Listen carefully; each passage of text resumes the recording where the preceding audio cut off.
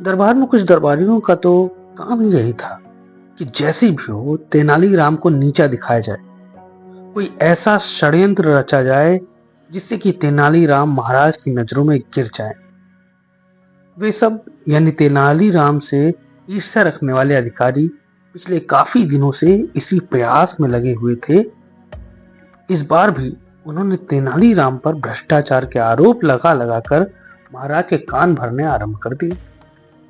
अक्सर ऐसा होता है कि जब बार बार किसी झूठी बात को कहा जाए तो वह सच लगने लगती है। पिछले कुछ दिनों से सभी दरबारी राजा के कान भरने पर लगे हुए थे। इस समय भी एक दरबारी महाराज के पास उपस्थित था।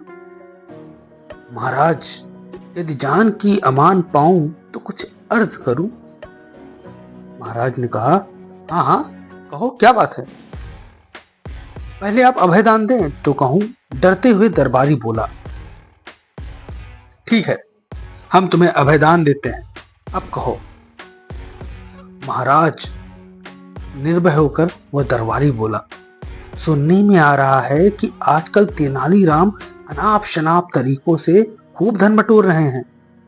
क्योंकि वो आपके मुंह चढ़े हैं, परम प्रिय हैं, इसलिए किसी की हिम्मत नहीं होती कि आपसे शिकायत करे। बेचारी प्रजा दो पाटों के बीच पिस रही है।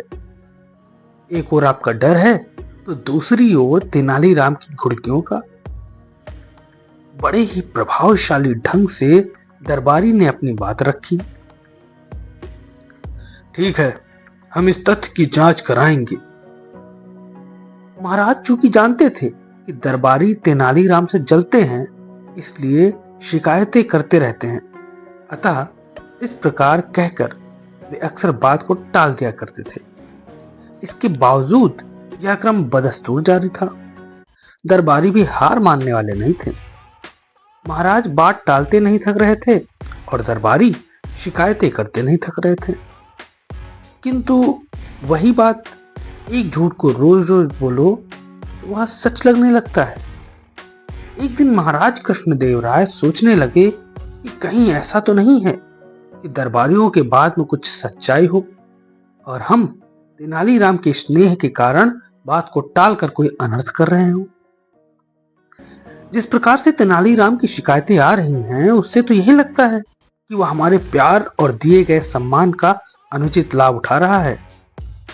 किसी ने सच ही कहा है, इंसान की बुद्धि बदलते देर नहीं लगती। लगता है तेनालीराम को दंड देना ही होगा, अन्यथा मेरे न्याय पर उंगली उठने लगेगी। ये बात मस्तिष्क में आते ही महाराज ने दूसरे दिन तेनालीराम को दरबार में तलब कर लिया। तेनालीराम, पिछले लगभग 2 माह से तुम्हारे खिलाफ शिकायतें मिल रही हैं कि तुमने राज्य में रिश्वत का बाजार गर्म किया हुआ है। रिश्वत? महाराज, मैं और रिश्वत?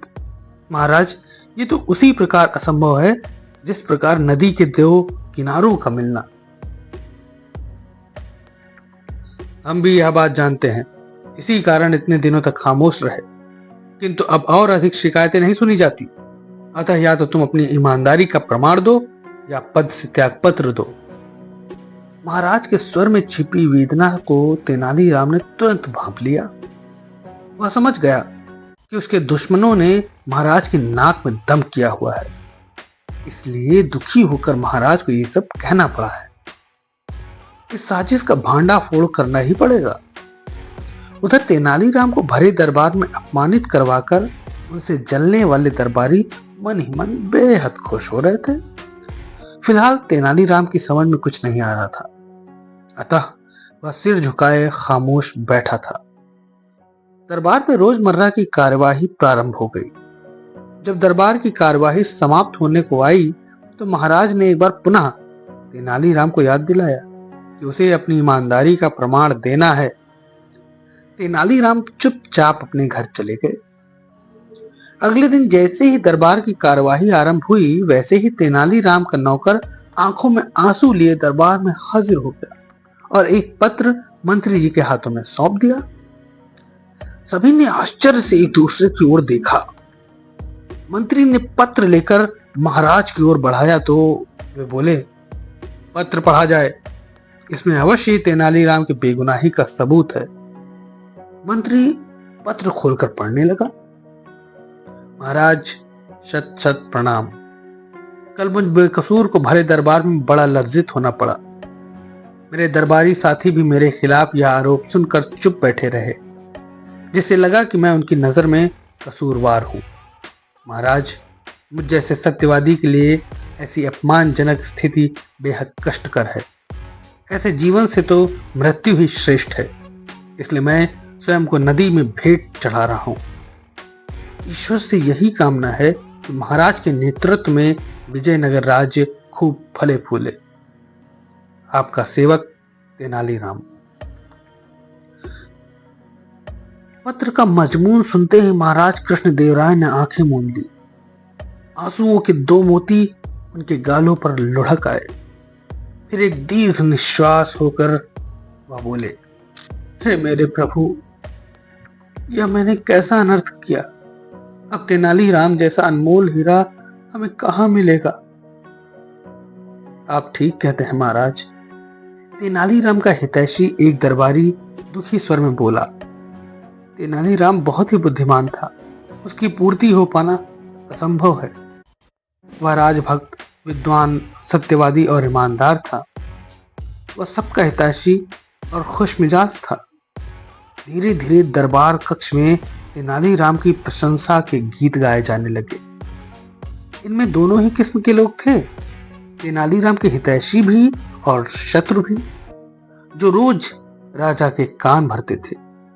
वे भी इस वार्ता में बढ़ चढ़कर हिस्सा ले रहे थे। महाराज कृष्णदेवराय को फौरन अपनी भूल का एहसास हो गया, किंतु अब हो भी क्या सकता था। उन्होंने तत्काल आदेश जारी किया, आज की सभा शोक सभा के रूप में होगी।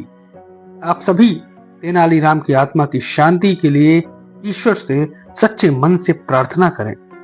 आज हम तेनालीराम के गुणों की चर्चा करके उन्हें सच्ची श्रद्धांजलि देंगे। आज्ञा का तुरंत पालन हुआ।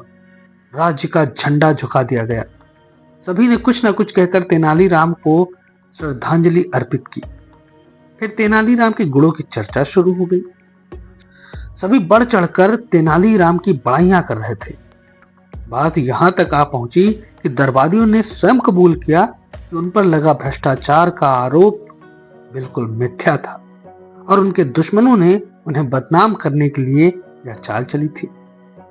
सभी ने एक मत से इसका अनुमोदन किया और यही वक्त था जब दर्शक दीर्घा से एक जटाजूट उठ खड़ा हुआ और अपना लिबास उतार कर फेंकते हुए बोला, महाराज की जय हो। महाराज, न केवल आपने अपने श्रीमुख से बल्कि मेरे दरबारी साथियों ने भी मुझे एक स्वर में निर्दोष व सत्यवादी बताया है। मेरी ईमानदारी का इससे बड़ा सबूत और क्या होगा महाराज। सभी ने देखा कि नकली जटाजूटधारी स्वयं तेनालीराम था। उसे अपने समक्ष देखकर उसे ईर्ष्या करने वाले दरबारी जहां भौचक्के से दिखने लगे, वहीं उसके मित्र और स्वयं महाराज का भी चेहरा खिल उठा। एक सुखद मुस्कान होठों पर बिखेर कर बोले, तुमसे कोई नहीं जीत सकता तेनालीराम। तुम्हारी विद्वता का पार नहीं पाया जा सकता। तुमने सिद्ध कर दिया कि तुम निर्दोष हो और ऐसा तुमने अपने आलोचकों के मुंह से ही कहलवा दिया। तुम धन्य हो। यह बात महाराज ने दरबारियों की ओर देखकर कही थी। अतः जो दरबारी तेनालीराम से खार खाते थे, उनकी गर्दनें शर्म से झुक गई।